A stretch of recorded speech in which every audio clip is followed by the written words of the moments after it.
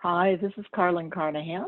I head up the property casualty business for Celent for North America, and I'm delighted to be here today to talk to you about the agent of the future and what carriers can be doing to help them get there. Uh, Insurance agents are the dominant distribution channel in the property casualty industry. Although in North America, most personal lines premium is written direct, the reality is that most insurance carriers utilize agents as the dominant force of distributing insurance. The challenge is that they cost insurance carriers quite a bit. These numbers are from AM Best. This is the 2018 combined ratio or the expense ratio for the industry.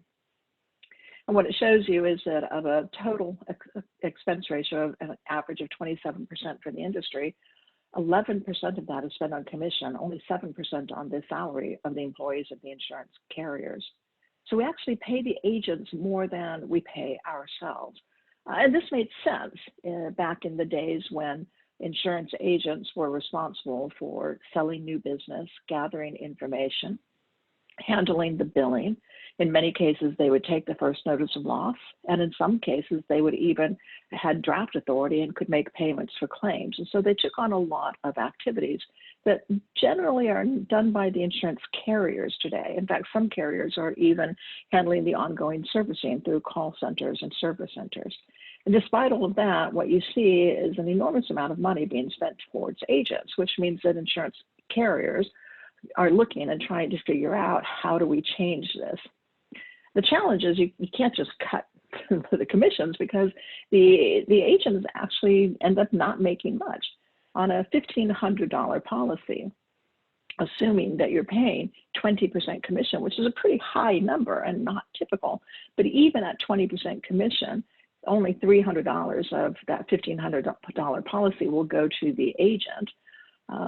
The agency itself typically will take about $195 to $200, and the producer, the one who made the original sale, will make about $100. And so you can see that on a $1,500 policy, the agent makes very little money. That $195 has to go to cover the cost of the CSR, the cost of soliciting that client, of maintaining that client, of handling their own IT expenses. And you can see that the minute that customer has a question and a phone needs to be picked up or an endorsement made, the agency has lost money. So small policies are quite costly to handle, and the economics of it are not favorable. And so when carriers come to agencies and say, hey, you cost too much, we need to cut your commission, the agents legitimately are pushing back, saying, we cannot survive if you reduce commission. The economics simply don't support that. Now, the problem is that although carriers are seeing the benefits of technology through lower staff, what you see is that agents are increasing staff. This is, the last 30 years of U.S. employment in insurance agencies and brokerages, and you see from over and over as time goes on that the number of actual employees has been increasing. Those light gray areas are places where we had recessions and unemployment generally dropped. Now, that would make sense if we were increasing the number of insurance agencies nationwide, but of course then you would be increasing staff, but we're not. The number of insurance agencies in the United States has stayed relatively stable between 37 and 38,000 actual agencies for the last 30 years. And so while carriers have been investing in automation and have been able to see the benefits of it, agents are not seeing that. And so their expenses continue to rise and their margins continue to rise. And at the same time, channels are expanding, and this puts the agents at risk of disintermediation. Agencies are now competing with aggregators, with digital agencies like Insurion, with the MGAs like Bamboo or Huckleberry, carriers themselves who are selling direct or partnering with others who are selling direct. We're starting to see folks bypass the agency altogether by partnering with complementary channels. Tesla is now offering their own insurance. And there are certainly some platforms that are designed to help insurance agents connect with insurance carriers. But in general, when you look out at this explosion of new channels, it does raise the risk of disintermediating the agents. And at the same time, the agents are aging. In the U.S., the Department of Labor says that about 25% of all employees in the insurance industry are over the age of 55. which implies that in the next 10 years that we will see a massive migration, a generational shift. In the world of the insurance agency, these numbers are even greater. I did a survey last year. I surveyed 1,000 agencies in one state, and across every role, principal, producer, CSR, marketing, across every role, almost half of the respondents were over the age of 55. And so what do you do as an insurance industry when half of the employees of the agency are likely to retire, when these are the folks who are gathering the new business and today gathering that data and entering the data into the systems in order to cut costs? And so insurance agents today are facing a wide number of pressures, right? Declining margins, as we saw with the rising number of employees, a growing need for technology as customer expectations are changing and expect to be able to do things online, an aging workforce, potential disintermediation, and we continue to see a large numbers of mergers and acquisitions, some as a result of the aging population. As principals age, they're looking for their exit strategy and are more willing to sell their business. But we also see the largest brokers in the world continuing to acquire agencies. And so the top 10 brokers in the world are larger than all but the top 45 insurance companies in the US. They legitimately on their own would qualify as a tier 1 or a tier 2 agency or a carrier and have significant power and leverage over these carriers. So a number of disruptive forces are impacting what that agent of the future needs to be. And so when we look out and try to predict what will happen and what kinds of agencies we see, we believe that there will be much more variety in the kinds of agencies, in the way they go to market, and the kind of support that they will need. We believe there will always be large multi-line agencies, and they will continue to merge, they will continue to acquire. The largest brokers will continue to get larger and larger. We would forecast continued growth in digital agents as consumers prefer to shop online and would like to transact online, and not just personal lines, but small commercial and small workers' comp as well. We think that we will see a wider variety of niche-driven agencies, those that focus on specific aspects. Maybe they focus on an industry like contractors or restaurateurs, or maybe they focus on specific buying patterns like safety groups.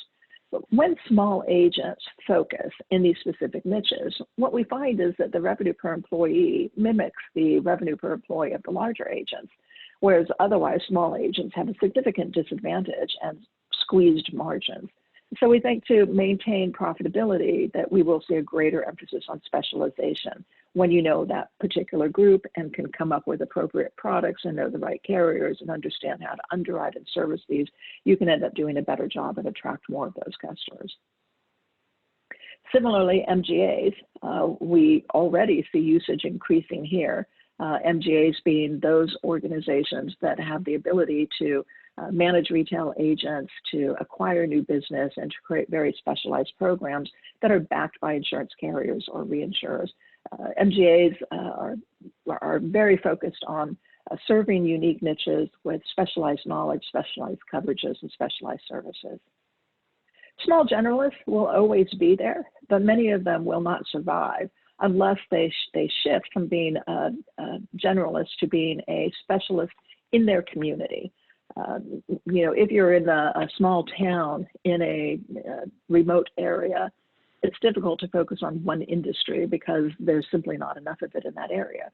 But we think successful small generalist agents will be those that create communities, and they will be the source to go to not only for insurance, but for advice about which attorney to work with, which bank, how to find the right contractor, where to go for different kinds of services, and their knowledge of the community will essentially be their specialty.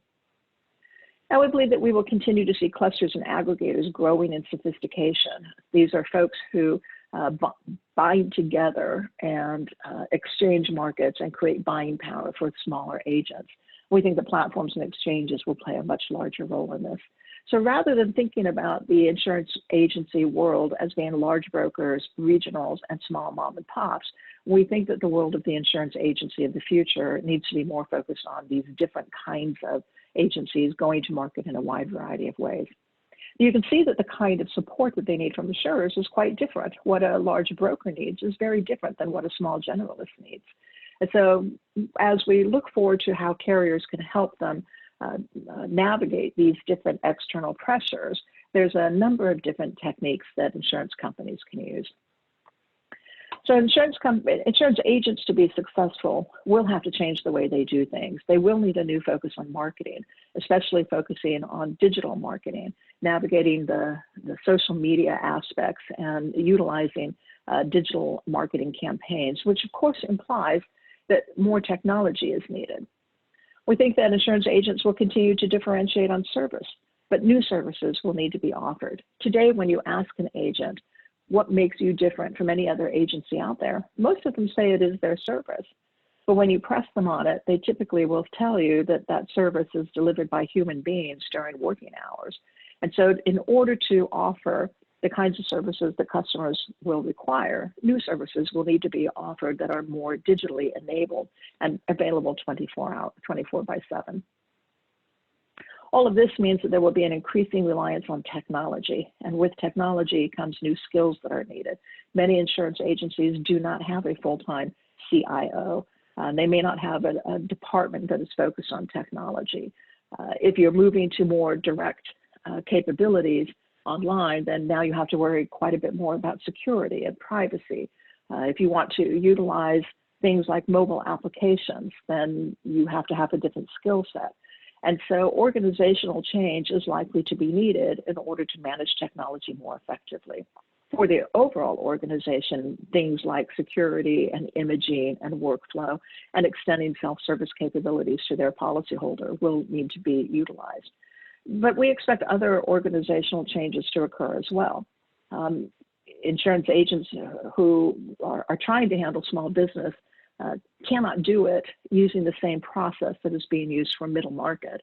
We find agencies segregating that business into specialized units using completely different processes and workflow than what you might find in middle market, or many are simply abandoning small business. And insurance agents will need to find new ways of working with the younger generation. If half of the employees retire in the next 10 years, that means a massive influx of new employees coming in to learn the business. And these are folks that typically we find are a little bit impatient with old technology and old workflow. Older CSRs, for example, prefer to email in an application and pick up the phone and talk to an underwriter. Younger CSRs prefer to simply email it in and never talk to anybody, or simply put it all on the portal. So different styles of working are more attractive for the younger generation than for the older generation, and again, are enabled with technology. So what can insurance companies do today to help these agents navigate this difficult environment? Well, we have laid out a customer experience framework for agents. We have a similar one for policyholders, but for agents, as many insurance companies see the agent as a primary customer, or certainly as a key part or a key constituent. And we think that driving a great customer experience for an agent starts with know me, know who I am, know what kind of agency I am. Am I trying to specialize? And if so, what niche is it? Am I part of a cluster? And if so, what role does that play? Am I losing staff and trying to hire, or am I considering selling my business? Know me. Help me grow my business. Help me protect my customers with the right kinds of products at the right price that are tuned to my customers because you know me. Help me service my customers. And by the way, they're my customers according to the contract between us. So don't disintermediate me, don't get in the way, but my margins are being squeezed. So let's work together to find ways to service my customers in a way that make both of us look good and protect our margins. Talk to me the way I want. If I want to talk to you in person, let me. If I don't want to talk to you in person, don't make me. Involve me. If I have a loss ratio problem going on with my book of business, don't just take action. Let's work together to try and fix it. Make it fast and easy and pay me well. And if you think of this as the service, the customer experience framework for an agent, there are a wide variety of technologies and actions that you can take to deliver on this, well beyond a policy admin system, a commission system, or a portal. Certainly things like portals help to manage making it fast and easy, putting in pre-fill and using business rules to try and drive straight through processing. Compensation and commission systems certainly help with pay me well. You might think about instant chat for talk to me. You might think about a service center for helping me service my customers. There's a wide variety of tactics that you can take to create a differentiated customer experience for the agent. But there are other things that carriers can do as well to think about how much resources to apply. One of the first areas to think about is how we might use new data to segment more effectively. And we believe that we should be looking at segmentation of the agents along two dimensions. The first one being, how are you performing currently? Are you big? Are you profitable? And the second being, what is your future potential? Looking at things like, do you have an IT organization? What is the search engine optimization ranking of your website? Are you experiencing great turnover, or do you have a training department? Are you utilizing digital marketing? Have you embraced imaging and paperless files? How have you begun to move to policyholder self-service? There are a number of very objective criteria that you can utilize to think about the future potential. And then along these two graphs to begin plotting your agencies. Based on those, you might treat them quite differently. This is a purely hypothetical example, but you might start by seeing that those who have great current performance, they're big and profitable, may not have a lot of future potential. They're still quite important to you. And so for the old boys, you may want to simply focus on protecting that business, providing appropriate commission and bonus interventions focused on retention. For somebody like a hunter, these are people who have a great deal of future potential, but they're not big enough yet. Here, you might want to help them. You might want to provide them with technology service, assistance in evaluating social networks, and evaluating their website. You might want to give them marketing or training funds. The beginners, the folks who are new at this, you might focus your efforts with them on technical training and product knowledge and customer acquisition skills. The champions, those that both have future potential and our current performance, you just want to get out of their way. You want to make sure to give them whatever is necessary to make it easy to write business. Yeah, maybe a dedicated underwriter, a dedicated marketing rep, administrative relief, things like that. The lightweights, these are the folks who don't have a lot of potential and frankly aren't performing very well. You would want to spend a minimum amount of money on them if you believe that they really don't have future potential. You may even look at them as candidates for termination. And of course, your futures, here you may want to promote and support different kinds of sales activities. And so using new data to determine that future potential and mapping it against the current performance gives you a very different way of thinking about segmentation. Typically, carriers segment based on current performance. Are you big and are you profitable? And those are the folks that get all of the goodies. But some of these others could become big and profitable if they had the right kind of intervention. And so using some of this new data to try and understand the agents more effectively is something to be thinking about. Now, along with that, then how do you intervene? You can provide different kinds of services that augment your cash payments. You may want to provide enhanced commission levels for some, or enhancing that bonus plan tailored by whatever your new tier is. Maybe you provide them technology money to help them convert their own organization. Maybe you give training specifically for that agency, or you give them money so that they can obtain appropriate training. Maybe you use your own staff, your own IT staff, to provide some technology consulting. I mean, you know how to convert to being a paperless organization much more effectively than they might. Maybe you help them hire new staff. If half of their employees are about to retire, maybe there's something you can do to help them acquire new staff. You might invest in digital marketing support, SEO support, social media support, or even human resource support. My point is that there are a number of different services here that are valuable to an agent depending on which bucket they fall in under a new scheme. And by the way, these kinds of interventions will also help the insurance company. If, for example, you can help them invest it more effectively in technology, then they'll be able to send you more business, and that new business will be easier for you to handle. If you support them in their own digital marketing or website support, again, they'll be more effective and will send you more business. So there are certain kinds of things here that have some very hard benefits to them. And so this then leads you to thinking about new ways of compensating the agents. Rather than purely being transactional commissions in a traditional ICA, what you can think about is, how do I balance that incentive compensation agreement with a bucket of services? That orange box might be very small, depending on the tier. If it's the old boys, this might be a very small or non-existent box, or it might be much larger if it's a a beginner or somebody that, a hunter, somebody who's, your services can supplement them. By the way, there is a generational aspect to this. Surveys that we have done show that the older the principal, the more likely it is that they simply want cash. The younger principals place a much higher value on the services.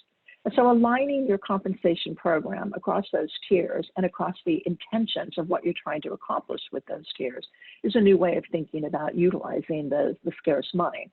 That 11 points of commission may end up being, 10 points of commission and 1 point of services that drives new business.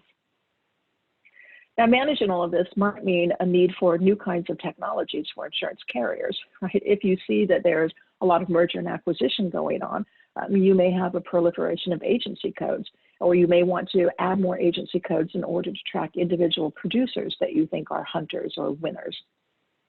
There might be a new need for data. Where are you going to track things like their search engine optimization ranking or what they're doing in their IT organization? You may need to define new segments and find ways that your systems can calculate and track and determine what those segments are. And of course, new compensation programs will need to be developed. New services will need to be curated and acquired. And of course, understanding the cost of those and creating a menu of services to roll into a compensation program, which then of course implies that you have to track these service offerings and assure that you are gaining the benefits and the return on that investment. Now you'll need to create specific business plans with those agencies that are focused on something more than just pure production, but are focused on how they're utilizing the services that you're offering. And of course, as all of this moves into this more digital world, we do expect to see an acceleration of mergers and acquisitions and book rollovers. And so the ability to handle those in a speedy fashion will become more important as things go on. Now, the question is, does any of this change with COVID, with the pandemic that is going on right now? I would say generally, all that I would see is acceleration of all of this. You look at what's happening with the insurance agencies today, and they're getting inundated with phone calls from policyholders who are looking for ways to reduce their own costs. They're looking to reduce coverage or terminate coverage or shop for new coverage in order to get more, more benefit on the cost of the policy. Well, every time an agent does that, it costs them money because they're doing the work. And by the way, if they are successful at reducing the premium for the policyholder, then they have to refund commission. So all of this work that they're doing does nothing but cost them money. And yet, maintaining the client and retaining the client has to be their first responsibility. And of course, is a high value option for insurance carriers as well. And so part of what insurance carriers might be thinking about today under COVID is whether or not there are new ways of providing services to take on some of that account maintenance for them, and in doing so, try and drive retention for the carrier as well. Overall, as an insurer, our recommendation is to know your agent, understand what they're focusing on, understand their effectiveness, understand their issues and what their challenges are, so that you can try and help them grow their business and service their business in a cost-effective way. The costs that are happening today to place and service business continue to rise. Invest in portals to make it easy for them to place business, invest in service centers to allow them to service business, invest in self-service capabilities for both policyholders and agents where it makes sense. We think it's also quite important for you to invest in new tools to allow you to manage this more effectively and to think about utilizing new data in new ways. The world of the insurance agency is changing with or without a pandemic because of these changing customer expectations and the other kinds of externalities. But insurance companies can help the agents manage that transition and in doing so, increase their own book of business. And with that, I've been delighted to participate in this session and hope that you enjoy the rest of your conference.